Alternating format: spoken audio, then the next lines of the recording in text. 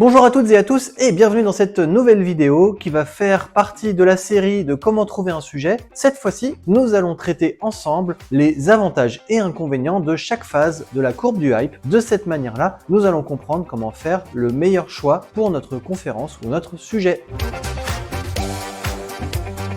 Choisir un sujet qui se trouve dans la partie Early Adopter est un bon moyen et un des gros avantages qui vous permet de faire de la veille. En effet, quand vous allez choisir un de ces sujets, vous allez naturellement creuser plus le sujet que ce que vous auriez fait si vous aviez simplement lu un article. Donc déjà, rien que ça, vous allez gagner en compétences simplement par le fait de vouloir faire une conférence. Un des autres avantages de choisir un sujet du côté de la partie Early Adopter est que le public ne va pas attendre de vous une expertise très forte. En effet, le sujet est émergent et les experts et expertes du sujet sont souvent les créateurs ou créatrices de la technologie. Voir quelqu'un d'autre donner ce sujet, on sait très bien qu'on n'a pas forcément eu le temps de voir tous les tenants et aboutissants de la technologie. Et donc, la pression peut redescendre aussi un petit peu sur vos épaules. Par contre, un des inconvénients de cette partie, c'est qu'il y a naturellement très peu de ressources, d'articles ou de vidéos, justement, comme la vôtre, qui peuvent aider à découvrir comment fonctionne la technologie. C'est donc un moment où il va falloir avoir une âme d'aventurier ou d'aventurière pour se confronter à différents problèmes. Il ne va pas falloir hésiter à aller tester, poker. Vous allez sûrement perdre beaucoup de temps avec ça et c'est un des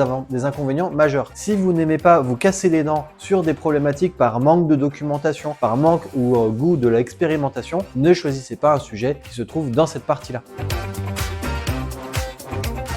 Pour la deuxième partie, le pic des attentes déraisonnées, les avantages sont nombreux et multiples. Notamment, on va avoir une facilité à trouver les sujets. Il est simple de vouloir traiter un sujet qui fait partie de l'actualité. En effet, on n'a pas à se creuser la tête, de faire des paris sur ce qui va marcher ou pas. De plus, vu que c'est un sujet mainstream, il y a déjà beaucoup de ressources sur lesquelles vous allez pouvoir capitaliser et créer votre contenu. Mais il y a aussi un certain nombre d'inconvénients à traiter un sujet dans le pic des attentes déraisonnées. En effet, le public va attendre beaucoup de vous. Ils vont notamment attendre un certain nombre de vulgarisations pour être en capacité de comprendre et donc vraiment gagner du temps pour se mettre dans cette techno, cette méthode. C'est quelque chose que vous allez devoir donc prendre en compte très fortement au moment de sortir un sujet à ce moment-là. Un des autres inconvénients de cette phase est aussi le fait que vous allez devoir afficher une certaine expertise si vous souhaitez être retenu. En effet, vous allez être mis en compétition avec les créateurs et les créatrices de la technologie, de la méthodologie, mais aussi un ensemble de personnes comme vous qui veulent traiter ce sujet qui est considéré comme étant mainstream. Donc, ayez en tête que vos chances d'être retenu à traiter ce sujet dans des conférences, des colloques ou l'endroit où vous voulez le proposer va être naturellement plus réduit. Et ça, c'est normal. Cependant, on va voir tout de suite qu'en fonction du contexte, cela peut aussi changer. Comme je le disais,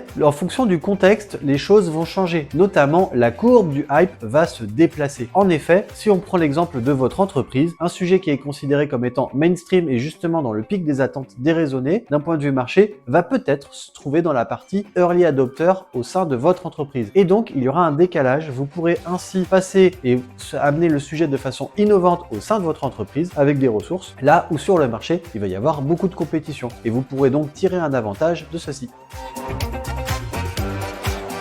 Concernant le trou de la désillusion, il s'agit en règle générale de moments sur lesquels on va venir partager de l'expérience. En effet, comme nous sommes dans le trou de la désillusion, il y a le moment où on se rend compte que tout n'est pas faisable et donc ce moment correspond toujours à un retour d'expérience sur des expérimentations qu'on a eu l'occasion de faire. Ça va être très concret. L'avantage justement de ce passage, c'est qu'on va pouvoir se baser sur des faits, une expérience réelle qu'on a vécue. Et donc, on sera naturellement crédible sur quelque chose que l'on a fait expérimenter, parce que c'est vrai. Un des inconvénients est le fait que vous allez devoir mettre en avant des faits et des choses pragmatiques. Le public qui va venir pour cette conférence va attendre de ne pas commettre les mêmes erreurs. Ils vont vouloir gagner du temps et prendre de votre expérience. À vous d'être pragmatique et de revenir avec humilité sur les erreurs que vous avez pu faire, commettre et les solutions que vous avez choisies. Ça n'est pas forcément la meilleure solution du monde, cependant c'est une solution pragmatique. L'objectif est simple, faire grandir votre public.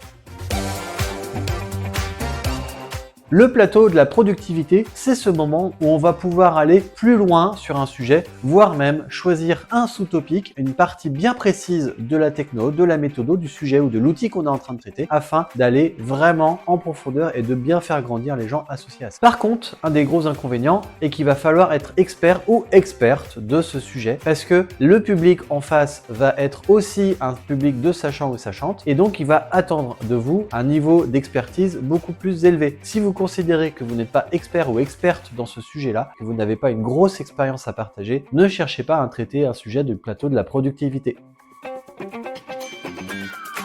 En conclusion de cette vidéo un peu plus courte, on a pu voir quels étaient les avantages et inconvénients de chacun des éléments de la courbe. J'espère que cette vidéo vous a plu. N'hésitez pas aussi à me laisser d'autres avantages et inconvénients que vous auriez pu déceler grâce à cette courbe si vous l'appliquez vous-même. Et je vous dis à très vite dans une prochaine vidéo.